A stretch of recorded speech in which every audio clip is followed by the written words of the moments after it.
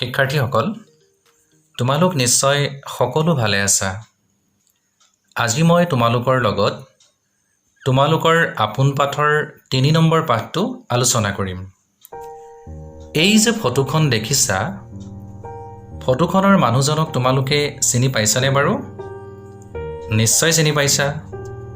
এওঁ হৈছে অসম আৰু অসমীয়া ভাষাটোক গভীৰভাৱে ভাল পোৱা এজন ব্যক্তি। এওঁৰ নাম হৈছে আনন্দৰাম ঢেকিয়াল ফুকন। এওঁৰ জন্ম হৈছিল ১৮২৯ চনত গুৱাহাটীত। গুৱাহাটীতে শিক্ষা জীৱন আৰম্ভ কৰা আনন্দৰাম ঢেকিয়াল ফুকনে উচ্চ শিক্ষা ল'বলৈ কলিকতালৈ গৈছিল। কিন্তু কলিকতাত শিক্ষা শেষ নকৰাকৈয়ে তেওঁ ঘৰলৈ উভতি আহিব লগা হয়। অৱশ্যে উভতি আহি তেওঁ নিজেই খুব যত্ন কৰি পঢ়িলে আৰু সেয়েহে তেওঁ পিছলৈ ইংৰাজী, বাংলা, সংস্কৃত আৰু অসমীয়া ভাষা বৰ সুন্দৰকৈ জানিছিল। আনন্দৰাম ঢেকিয়াল ফুকনে বিদ্যা শিক্ষাৰ প্ৰতি আগ্ৰহী লোকসকলক যথেষ্ট উৎসাহিত কৰিছিল আৰু এই ক্ষেত্ৰত তেওঁ বহুতো উল্লেখনীয় কামো কৰিছিল। সেই সময়ত নগাঁৱত কোনো ইংৰাজী স্কুল নাছিল। সেইকাৰণে তেওঁ কি কৰিছিল জানানে? তেওঁ নিজ ঘৰতে এখন ইংৰাজী স্কুল খুলিছিল আৰু তাত প্ৰতিদিনে এজন শিক্ষকে পুৱা আৰু গধূলি ছাত্ৰসকলক শিক্ষা দিছিল। সেইখিনি সময়ত ছোৱালীয়ে শিক্ষা গ্ৰহণ কৰা কথাটো এক প্ৰকাৰ অসম্ভৱ যেনেই আছিল। কিন্তু তেনে সময়ত তেওঁ নিজৰ পত্নীক নিজেই শিক্ষা দিছিল আৰু নিজৰ কন্যাক ৫ বছৰ বয়সতে বিদ্যা আৰম্ভ কৰাইছিল। শিক্ষাৰ্থীসকল, তোমালোকক মই প্ৰথমেই এটা কথা কৈছিলোঁ যে আনন্দৰাম ঢেকিয়াল ফুকনে অসমীয়া ভাষাটোক বৰ ভাল পাইছিল। সেয়েহে তেওঁ অসমীয়া ভাষাটোৰ উন্নতিৰ কাৰণে বহুত চেষ্টা কৰিছিল। তোমালোকে নিশ্চয় এটা কথা জানা যে আমাৰ অসমখন এটা সময়ত ইংৰাজে শাসন কৰিছিল। ইংৰাজ শাসকসকলে ১৮৩৬ চনত অসমৰ অফিচ কাছাৰীত অসমীয়া ভাষাটো আঁতৰাই বাংলা ভাষাৰ প্ৰচলন কৰিছিল। স্কুলত ল'ৰা ছোৱালীয়ে বাংলা ভাষাত লিখা পঢ়া কৰিবলগীয়া হৈছিল। তোমালোকে ভাবি চোৱাচোন এই কথাটো।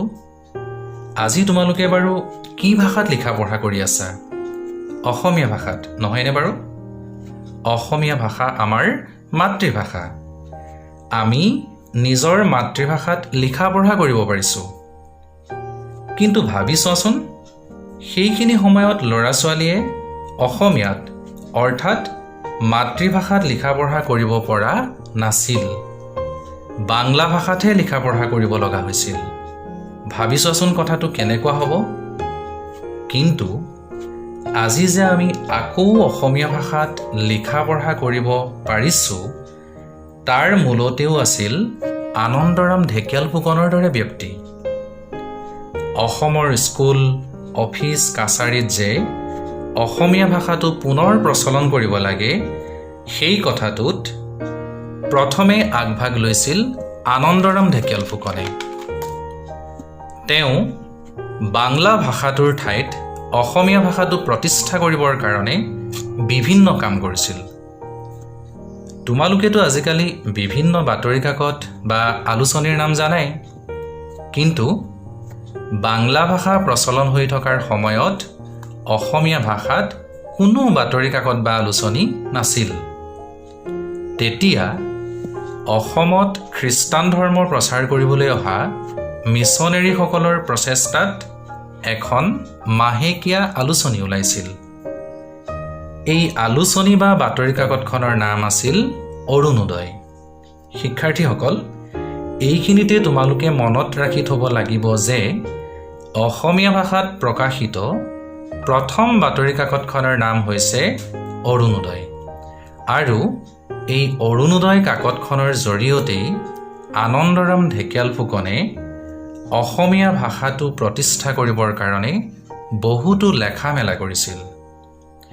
আনন্দৰাম ঢেকিয়াল ফুকনে কেইবাখনো উল্লেখযোগ্য গ্ৰন্থ ৰচনা কৰিছিল।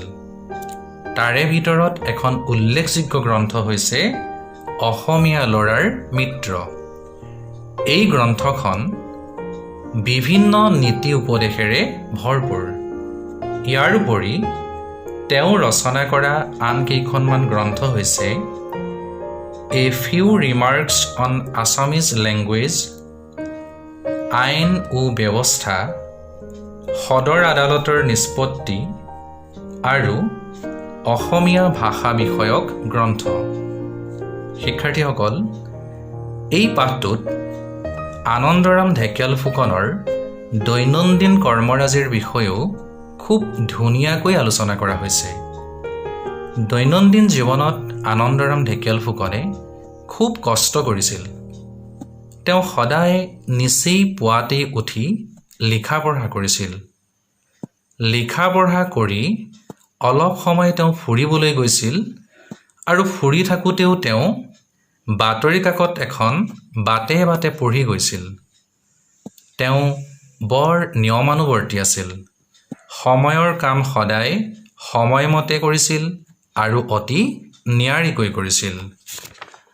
তেওঁ সদায় আনৰ ভালৰ কাৰণেই কাম কৰিছিল। তোমালোকো তেওঁৰ দৰে হ'বলৈ যত্ন কৰিবাচোন।